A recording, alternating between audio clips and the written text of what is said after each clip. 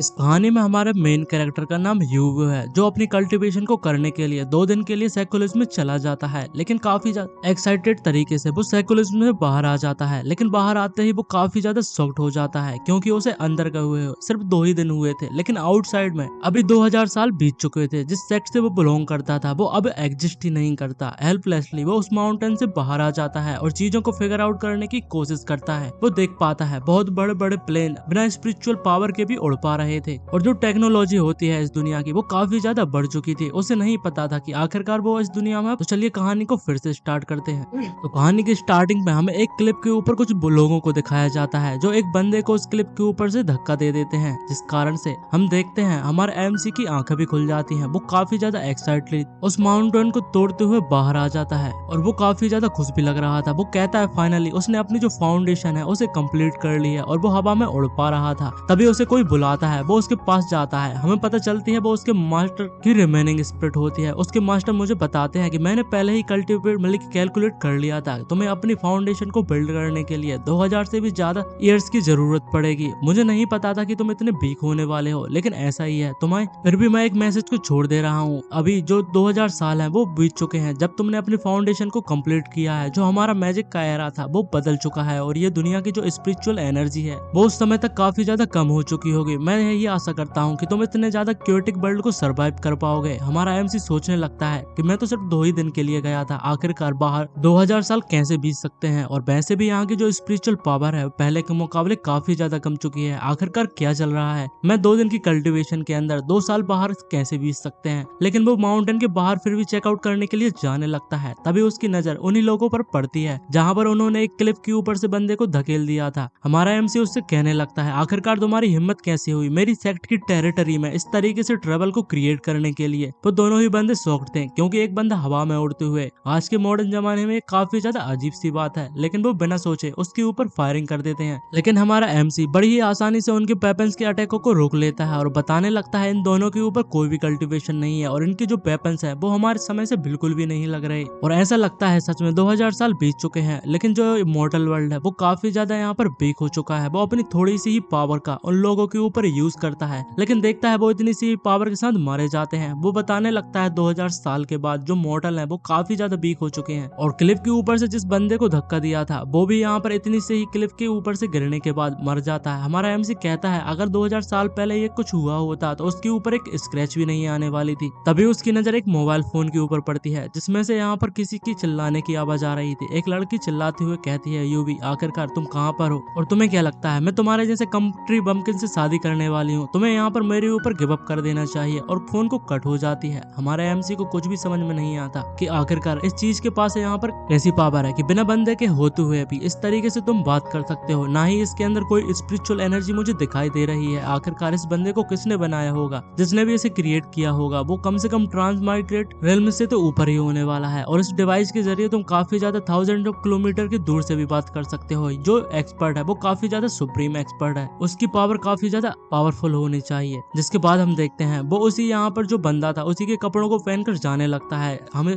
आंगे की यूनिवर्सिटी दिखाते हैं, जहाँ पर एक लड़की जिसका नाम जियांग जाइरो था, इसी ने अभी हमारे एमसी को कॉल किया था। वो बोलने लगती है आखिरकार मैं उसी बंदे से शादी क्यों करने वाली हूँ, वो भी ग्रैंडपा के कहने पर। बस उसने के जो पेरेंट्स थे उन्होंने हमारे पेरेंट्स की यहाँ पर जान बचाई थी। उसकी लड़की यहाँ पर एक साथ में होती है, जो उसकी फ्रेंड थी वो कहने लगती है तुम्हें चिंता करने की कोई भी जरूरत नहीं, इतना गुस्सा बिल्कुल भी मत हो, वैसे भी तुम्हारे यहाँ पर पेरेंट्स तुम्हें फोर्स बिल्कुल भी नहीं करने वाले। तो जो लड़की होती है वो कहने लगते हैं तुम इस बातों को बिल्कुल भी नहीं समझ सकती, जो मैरिज है वो मेरे ग्रैंडफादर के तौर पर अरेंज की गई है, और इसे यहाँ पर कोई भी नहीं तोड़ने वाला। और ये काफी ज्यादा सीरियस मैटर है। ऐसा कहा जाता है जो मास्टर ही है उन सभी के कारण ये चीजें हो रही है। मेरी पूरी फैमिली है वो काफी ज्यादा प्रेशर कर रही है मुझे यूबू से शादी करने के लिए, लेकिन मैं उससे शादी बिल्कुल भी नहीं करना चाहती। लेकिन मुझे नहीं पता कि आखिर मैं क्या करने वाली हूँ। लेकिन यहाँ पर एक रीजन है, अगर मैं जो ब्रेकर डॉक्टर हूँ उसे ओल्ड जू नाम है जिसका, अगर मैं उसे ग्रैंडपा को ट्रीट करने के लिए ले जाती हूँ तो कोई भी मुझे फोर्स नहीं करने वाला। और वो बताने लगती है मैं यहाँ पर जो हाउजू जो सिटी है उसकी यूनिवर्सिटी स्टूडेंट हूँ, लेकिन मैं एक कंट्री बम्किन के साथ शादी कैसे कर सकती हूँ, मैं उससे कभी भी शादी नहीं करने वाली। तभी हम हमारे एमसी को देखते हैं, वो अपनी फ्लाइंग स्वॉर्ड की मदद से उड़ रहा था, लेकिन एक एरोप्लेन तभी उसके बाजू से निकल जाता है। वो काफी ज्यादा शॉक्ड होता है, आखिरकार इतनी बड़ी चीज कैसे हवा में उड़ सकती है जिसके पास ना ही कोई स्पिरिचुअल एनर्जी है। उसके अंदर से एक लड़की उसे देख लेती है। वो अपनी मम्मी से कहती है कि आखिरकार देखो मॉम यहाँ पर बाहर एक बंदा उड़ रहा है, लेकिन उसकी मॉम उसके ऊपर कोई भी ध्यान नहीं देती। हमारा एमसी काफी ज्यादा शॉक लग रहा था। वो कहने लगता है ये दुनिया काफी ज्यादा अजीब है। तभी वो एक बिल्डिंग से जाकर टकरा जाता है। उसके अंदर कुछ लोग यहाँ पर करने की कोशिश कर रहे थे। वो काफी ज्यादा गुस्से में हो जाते हैं। हमारा एमसी तुरंत ही नीचे आकर गिर जाता है और 1 घंटे तक वहीं पर डला रहता है। तभी वो सामने एक चीज को देखने के बाद शॉक्ड हो जाता है, क्योंकि उसके सामने से एक बीस्ट स्पिरिट दिखाई दे रही थी। लेकिन ऐसा कुछ भी नहीं होता। वो एक लड़की थी। वो अपने डॉगी को अपने हाथ में लिए हुई थी। वो कहने लगती है बिग ब्रदर, आखिरकार तुम इतने ज्यादा लंबे समय से यहाँ पर क्यों लेटे हुए हो? क्या तुम्हारे पास कोई भी मनी नहीं है? हमारे एमसी कहता है नहीं, ऐसी बात नहीं है। तो वो लड़की कहने लगती है लेकिन मैंने तुम्हें बहुत ज्यादा लंबे समय से यहाँ पर लेटा हुआ देखा है। क्या तुम्हें यहाँ पर हंगरी हो? मेरी मॉम ने कहा था जब पीपल हंगरी होते हैं तो वो बिल्कुल भी हिलना डुलना नहीं पसंद करते। हमारा एमसी उससे कहने लगता है लिटिल गर्ल, मैं बस थोड़ा थका हुआ हूँ, मैं कुछ देर आराम करने के बाद ठीक हो सकता हूँ, तुम्हें चिंता करने की कोई भी जरूरत नहीं। वही एमसी सोच रहा था इस लड़की के पास कोई भी स्पिरिचुअल एनर्जी नहीं, ये बस एक ऑर्डिनरी पर्सन है और बस थोड़े से ही डिस्टेंस को ट्रेवल करने के बाद जो मेरी पावर है वो काफी ज्यादा एग्जॉस्ट हो चुकी है। इस तरीके से कैसे चलने वाला है? मुझे जल्द से जल्द जो नॉनसेंस सोल स्टेज है उस पर पहुंचना होगा और मुझे अपने मास्टर की एडवाइस को भी फॉलो करना होगा और इस दुनिया में लो प्रोफाइल रहना होगा। तभी जो लिटिल गर्ल होती है वो कहती है बिग ब्रदर, तुम्हारे जो क्लोथ है वो काफी ज्यादा फटे हुए हैं, मुझे नहीं लगता कि तुम्हारे पास इनफ खाने के लिए होगा, इसलिए वो कहती है तुम्हें स्ट्रेंथ की जरूरत है और वो अपने खाने को उसके साथ शेयर करने लगती है। हमारा एमसी काफी ज्यादा खुश हो जाता है और कहता है कि यहाँ पर मैं तुम्हारे साथ खा सकता हूँ। वो उस चिप्स के पैकेट को खाने के बाद काफी ज्यादा यहाँ पर खुश हो जाता है। वो कहने लगता है ये तो काफी ज्यादा अच्छा है। तभी वो किन्हीं गर्ल्स को देखता है जो काफी ज्यादा शॉर्ट्स कपड़े पहने हुए थी। वो कहने लगता है ये वुमेन्स काफी ज्यादा पुअर है, इनके पास तो जो पैंट्स है वो भी मौजूद नहीं लगता। ऐसा लगता है कि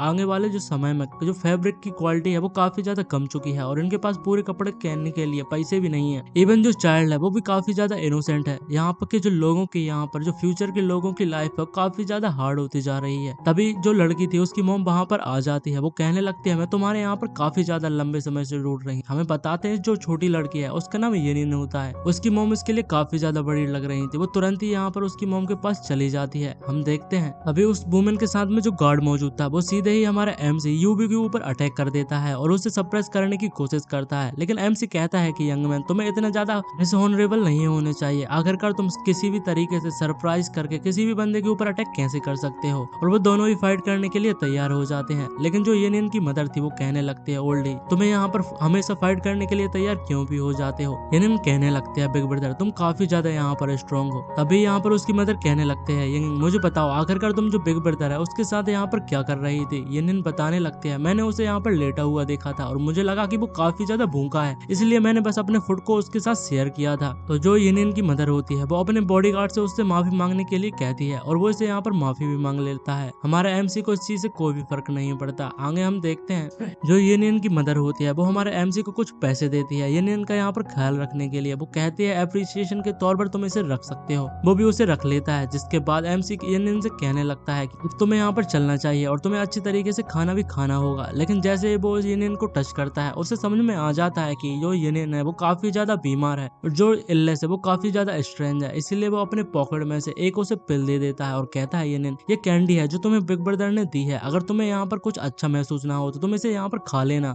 जिसके बाद वो वहां से चली जाती है। हमें जो ड्राइवर थे वो बताने लगते हैं मैडम हमारी जो अपॉइंटमेंट है मिरेकल डॉक्टर जू के साथ, हमें वहां पर चलना चाहिए। वो जाने के लिए तैयार हो जाते हैं। तभी गार्ड यहाँ पर बताता है मैडम उस लड़के ने यहाँ पर एक पिल दी थी, उसका भी हमें कुछ करना होगा। तो जो येनिन की मदर होती है वो उसे फेंक देने के लिए कहती है, लेकिन येनिन कहती है मॉम मैं इसके साथ थोड़ा मतलब की खेल सकती हूँ, मैं इसके बाद इसे फेंक दूंगी। तो उसकी मदर भी उसके लिए मान जाती है। जिसके बाद हम देखते हैं येनिन की काफी ज्यादा हालत खराब हो जाती है। तभी यहाँ पर उसकी मदर ड्राइवर से काफी ज्यादा फास्ट तरीके से चलने के लिए कहती है। वो कहती है हमें जल्द से जल्द मिरेकल डॉक्टर के पास पहुंचना होगा।